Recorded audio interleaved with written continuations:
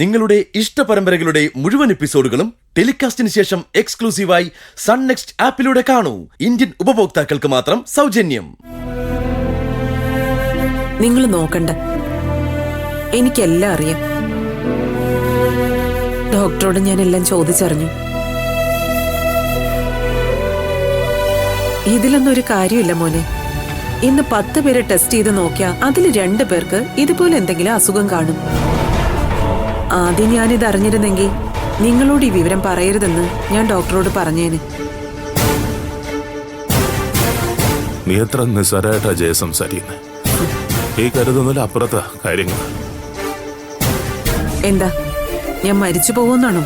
അമ്മേ, അമ്മയ്ക്ക് വേറൊന്നും പറയാനില്ലേ? എടാ, ഞാൻ പറഞ്ഞത് ശരിയല്ലേ? ആ ഒരു പേടിയല്ലേ നിങ്ങൾക്ക്? എന്താ സൂര്യ, എനിക്കൊന്നും മനസ്സിലാവുന്നില്ല.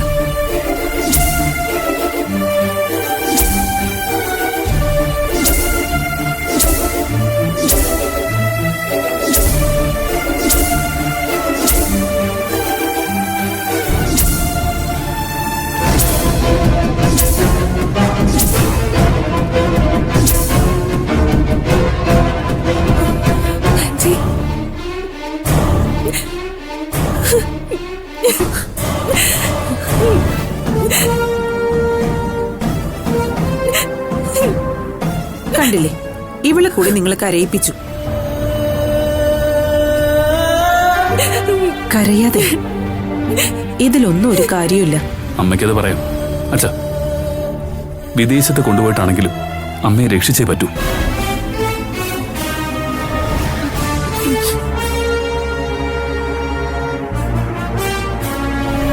അതേടാ, ഞാനും അത് ആലോചിക്കായിരുന്നു. എത്രയും വേഗം ആ റൂട്ടിലേക്കൊന്നും നമ്മൾ ചിന്തിക്കണം. അപ്പോ ഞാൻ ജീവിച്ചിരിക്കണ്ടെന്നാണല്ലേ ഡോക്ടർ എന്നോടെല്ലാം പറഞ്ഞത്? ഒരു സർജറി ചെയ്ത 80% പോലും സക്സസ് ആവാൻ സാധ്യതയില്ലെന്ന്. എന്തിനാ മോനെ എന്നെ വിദേശത്തേക്ക് കൊണ്ടുപോയി കൊല്ലാൻ കൊടുക്കുന്നേ? അമ്മ എന്തൊക്കെ വിഡ്ഢിത്തരങ്ങളായി പറയുന്നത്? ഇവിടെ ആരും വിദേശത്ത് പോയി ചികിത്സിക്കുന്നില്ലേ? അങ്ങനെ ചികിത്സിക്കുന്നവരുണ്ടാവും. പക്ഷേ ഈ അമ്മയ്ക്ക് അതിനോട് താല്പര്യമില്ല. അതിന്റെ കാരണം കൂടി പറയാമേ. ഒരു സർജറി ചെയ്യാതെ മെഡിസിൻ മാത്രം കഴിച്ച ചിലപ്പോ ഞാൻ കുറെ വർഷങ്ങൾ കൂടി ജീവിക്കും. പക്ഷേ സർജറി ചെയ്താ എനിക്ക് എന്തും സംഭവിക്കാം. അങ്ങനെയുള്ള എന്നെ ഒരു പരീക്ഷണ വസ്തു ആക്കണോ മോനെ? എന്നാ ഈ അമ്മ തയ്യാറാ? പിന്നെ ഞാൻ എന്താ അമ്മയെ ചെയ്യേണ്ടത്? എനിക്ക് മറ്റൊന്നും വേണ്ട. നിന്റെ കല്യാണം അത് എത്രയും വേഗം നടക്കണം. നിന്റെ കുഞ്ഞിനെ എനിക്ക് താലോലിക്കണം. ആ ഒരു ആഗ്രഹം കഴിഞ്ഞാ പിന്നെ എനിക്ക് ജീവിക്കണമെന്ന് പോലുമില്ല. അതെ മോനെ, നമ്മുടെ സന്തോഷം അല്ലേടാ നമുക്ക് വലുത്. സൂര്യ, ആന്റി പറയുന്നതിലും കാര്യമുണ്ട്. എത്രയും വേഗം നിങ്ങളുടെ കല്യാണം നടക്കട്ടെ.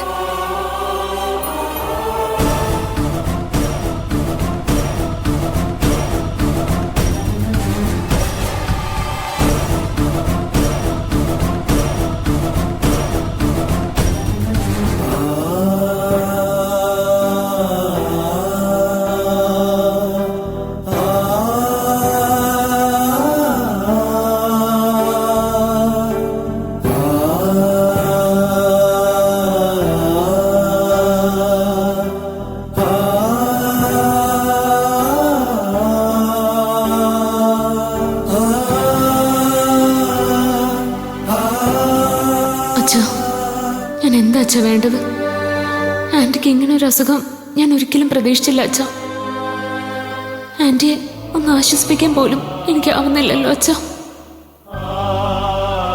ആന്റിക്ക് സുഖമില്ലെന്ന് അറിഞ്ഞപ്പോ തന്നെ സൂര്യ ആകെ തകർന്നിരിക്കുക അച്ഛാ. ഞങ്ങൾക്ക് എന്ത് നേരിടാനുള്ള ശക്തി തരണേ. ഇല്ല അച്ഛാ, ഈ അവസ്ഥയിൽ ഞാനും കൂടി ഇവിടെ അധികപ്പറ്റി തന്നെയാ. ജോത്സ്യം പറഞ്ഞതെല്ലാം സത്യമാവോ എന്നുള്ള ഭയം കൂടി ഇപ്പൊ എനിക്കുണ്ടച്ചാ. അങ്ങനെയെങ്കിൽ ഞങ്ങളുടെ വിവാഹം നടക്കാൻ പാടില്ല.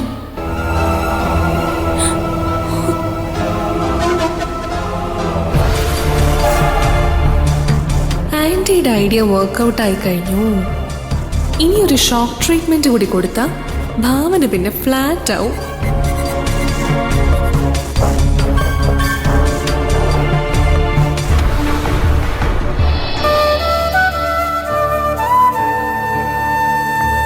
ഇപ്പോഴാ നീ അമ്മയുടെ പഴയ സൂര്യ ആയത്. അമ്മ എന്റെ പഴയ അമ്മയായതിപ്പോഴല്ലേ. അച്ഛന് നല്ല ടെൻഷനുണ്ട്, കണ്ടില്ലേ ഒന്നും മിണ്ടാതെ പോയത്. അത് പിന്നെ കാണാതിരിക്കോ? ഇത്രയും കാലം ഒരുമിച്ച് താമസിച്ചതല്ലേ. പെട്ടെന്ന് ഞാൻ നഷ്ടപ്പെടുമെന്ന പേടിയായിരിക്കും. ആന്റി ഈ കഞ്ഞി കുടിക്ക, ക്ഷീണം മാറട്ടെ. ഇങ്ങ് താ മനസ്സ്, ഞാൻ കൊടുക്കാം.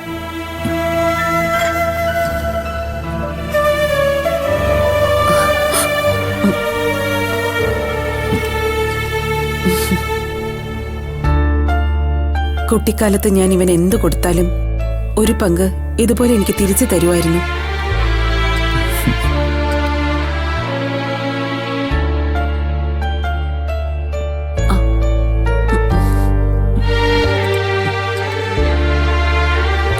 എന്താടാ, നിനക്കതൊക്കെ ഓർമ്മയുണ്ടോ? അമ്മയെക്കാളും ഓർമ്മയുണ്ടമ്മേ. അന്നൊക്കെ അമ്മയുടെ ഇരുവശവും. ഇപ്പൊ ഞാനും മാനസിക നിൽക്കുന്ന പോലെ ഞാനും ഭാവനയായിരുന്നു. ആണോ ആന്റി?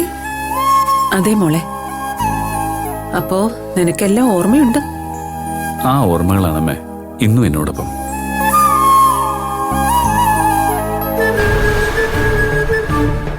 എന്റെ മോനെ എനിക്ക് തിരിച്ചു കിട്ടി. ഇനി ഭാവനയിൽ നിന്നും എന്റെ മോനെ അകറ്റണം. എല്ലാത്തിനും അല്പം സമയമെടുത്താലും വേണ്ടില്ല. ഞാൻ ഉദ്ദേശിച്ചതുപോലെ തന്നെ നടക്കണം.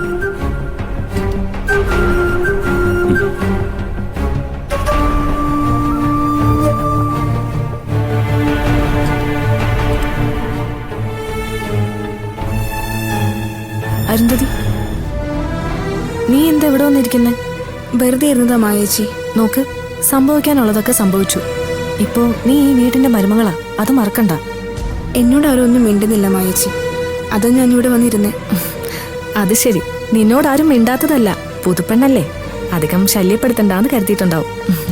അതിനെനിക്കിത് പുതിയ വീടല്ലല്ലോ മായേച്ചി, ഞാൻ പലപ്പോഴും ഇവിടെ വന്നിട്ടുള്ളതല്ലേ. ഇനി അതുപോലല്ലോ, ഭരത്തിന്റെ ഭാര്യയല്ലേ. വാ, അവിടെ എല്ലാരും ഉണ്ട്. ചേട്ടാ അത് തരാടി എടുത്തോ, ഒന്നുകൂടെ. ഇവിടെ ഒരാൾ ഒറ്റയ്ക്കിരുന്ന് ഓർമ്മകളായവർക്കാ. ആരും മിണ്ടാനില്ലെന്നാ അരുന്ധതിയുടെ പരാതി. അത് ശരി.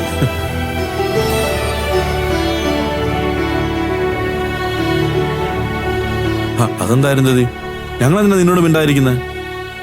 നിന്നെ നേരി കണ്ടാലല്ലേ മിണ്ടാൻ പറ്റത്തും. ഞാനും നോക്കിയതാ, പക്ഷെ മുറിയിൽ നിന്ന് പുറത്തു വരണ്ടേ. എന്തേ നിന്നോട് അവൻ പറഞ്ഞോ പുറത്തോട്ട് ഇറങ്ങണ്ടെന്ന്? അയ്യോ ഇല്ലാണ്ടേ, ഞാൻ കരുതി നിങ്ങൾക്കെല്ലാവർക്കും എന്നോട് ദേഷ്യമായിരിക്കുമെന്ന്. ദേഷ്യം നിന്നോടല്ല, ഭരത്തിനോടാണ്.